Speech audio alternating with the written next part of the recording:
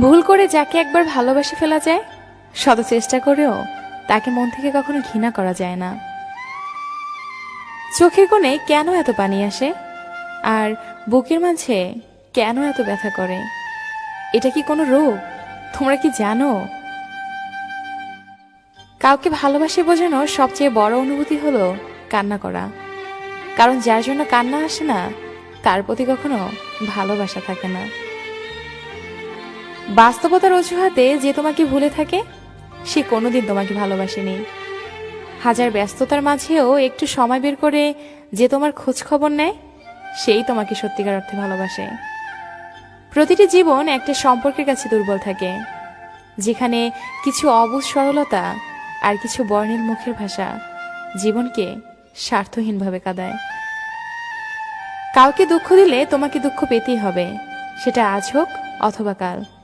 এটাই অতি বাস্তব। একটা মানুষ তখনই একা থাকতে পছন্দ করে যখন সে দেখে সবাই তাকে ঠকায়।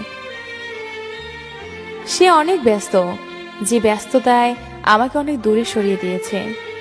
দোয়া করি সে অনেক সুখী হোক। আমি না হয় আমার মতো করে থেকে গেলাম আমার সেই অন্ধকার ঘরে। কলিজায় জায়গা দেওয়া মানুষগুলোই একসময় কলিজায় আঘাত করে চলে যায়। এটাই বুঝি বাস্তবতা। দেখে আমার আসে না যেন তোমার চোখে পানি।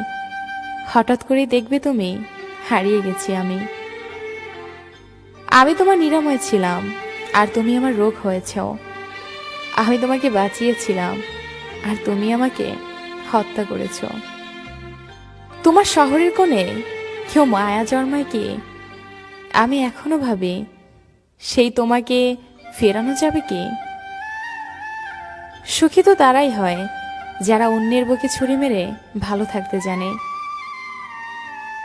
চিরচেনা সেই রাত জাগা, নির্ঘুম সেই ভোর দেখা, সব আগের মতোই, শুধু কারণগুলোই কেমন যেন বড় অচেনা।